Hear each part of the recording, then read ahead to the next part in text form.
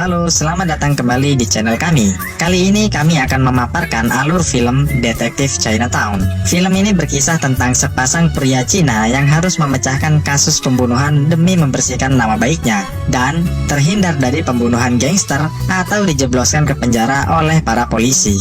Namanya saja detektif. Analisis tajam pun sudah pasti banyak muncul di film ini.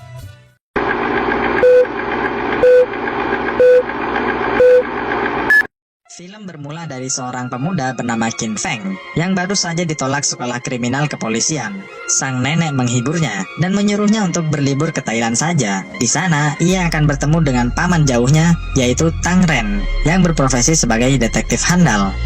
Tang Ren sebenarnya hanya mengaku sebagai detektif. Pekerjaan aslinya di Thailand adalah sebagai pekerja serabutan. Hobinya hanya bersenang-senang saja, seperti ke klub malam atau bermain mahjong. Sementara itu, di tempat lain, sekelompok polisi pimpinan Huang menyerbu sebuah bengkel tempat di mana emas hasil rampokan itu disembunyikan.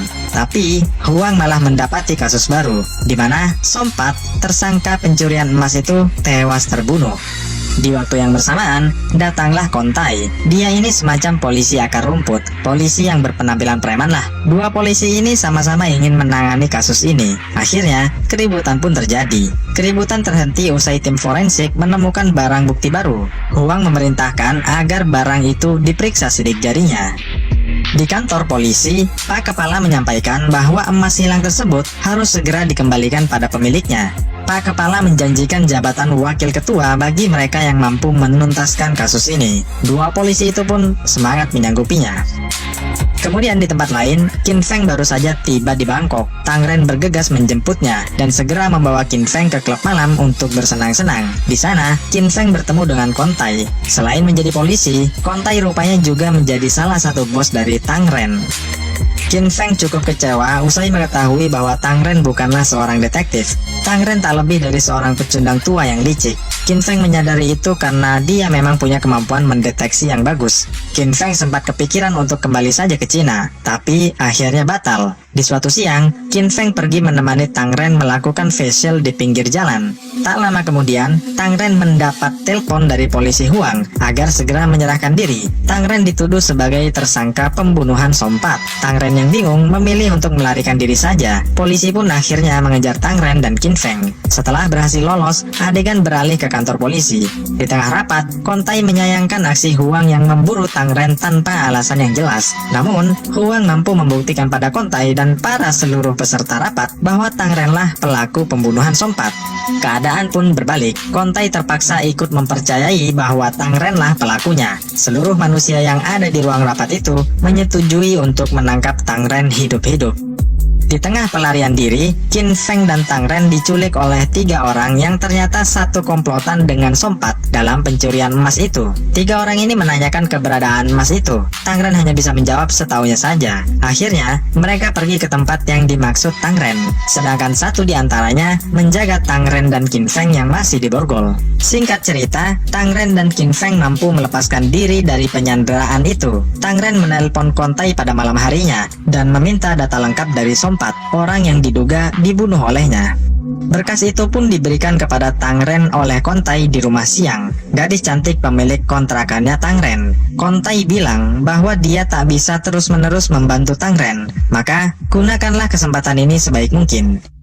Di tempat pengasingan, berkas itu dibuka. Tang Ren meyakinkan Qin Feng bahwa dia tak pernah membunuh Sompat. Tang Ren memang pernah menerima pekerjaan dari Sompat untuk mengantarkan sebuah troli kayu ke tempat parkir terbengkalai. Tapi, dia sama sekali tidak tahu bahwa Sompat akhirnya tewas setelah itu. Qin Feng yang punya analisa tajam bersedia untuk membantu Tang Ren dari fitnah pembunuhan ini. Selain karena cerdas, Qin Feng juga merasa perlu untuk membersihkan nama baik paman jauhnya ini. Investigasi pun dimulai dari mendatangi TKP. Mereka mencari bukti-bukti hingga menemukan sebuah kamar di dalam bengkel itu. Setelah sepanjang malam menghabiskan waktu di TKP, Qin Feng masih belum bisa menyimpulkan analisanya. Dia perlu melakukan satu hal lagi, yaitu menonton rekaman CCTV yang terpasang di luar TKP. Tapi, CCTV-nya hanya bisa dilihat di kantor polisi. Walhasil, Tang Ren pun meminta bantuan Kontai untuk dapat mengakses CCTV tersebut. Kontai setuju untuk membantunya. Keesokan paginya, mereka melancarkan perannya masing-masing. Tang Ren bertugas untuk menarik perhatian semua polisi di sana, sementara Qin Feng dan Kontai mengakses CCTV-nya. Usai melihat semua rekaman CCTV-nya, Qin Feng dan Tang Ren lanjut mencari info Sompat melalui orang-orang terdekatnya. Diperoleh kabar bahwa Sompat pernah kehilangan anak laki-lakinya. Lalu, bergegaslah Qin Feng menuju teman satu sekolahnya anaknya Sompat, yaitu Snow. Di sana, mereka tak mendapatkan info apa-apa. Qin Feng dan Tang Ren sempat berpencar karena marahan. Tang Ren dikejar-kejar polisi Huang, sedangkan Qin Feng menemui Snow kembali di rumahnya. Saat sedang berduaan, tiba-tiba ayah tiri Snow datang. Qin Feng pun permisi pulang. Dia buru-buru pergi karena sepertinya dia pernah melihat wajah ayah tiri Snow ini, tapi entah di mana. Di malam harinya, Qin Feng mengunjungi lagi TKP itu. Ternyata di sana ada Tang Ren. Mereka pun baikan lagi. Mereka berunding. Mereka menyimpulkan bahwa pembunuh sudah ada di TKP 7 hari sebelum pembunuhan. Itu dilakukan agar tidak terdeteksi CCTV. Mengingat CCTV di luar TKP akan otomatis tertimpa dengan rekaman yang baru pasca 7 hari. Usai selesai berunding, mereka lalu melakukan reka ulang pembunuhan sepersis mungkin. Saking persisnya, sang pembunuh tiba-tiba muncul dan menyerang mereka. Untungnya mereka bisa melawan. Sang pembunuh pun kabur dan membakar TKP itu.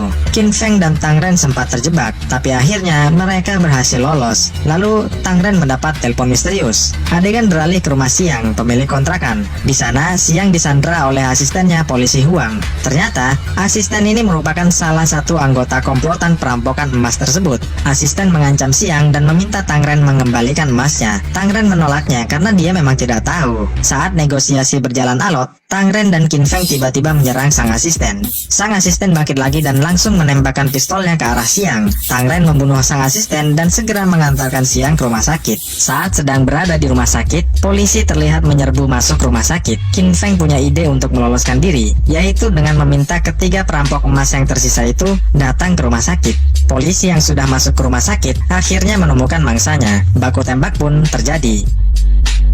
Qin Feng memadamkan listrik rumah sakit dan mereka pun berhasil melarikan diri.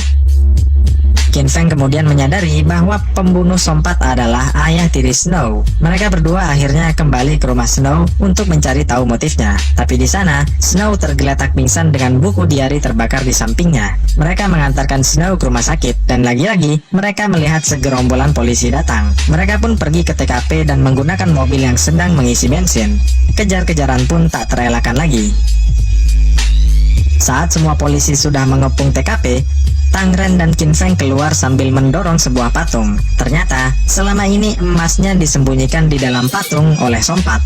Tang Ren dan Qin Feng menyerahkan diri dan berjanji akan membongkar kasus pembunuhan Sompat.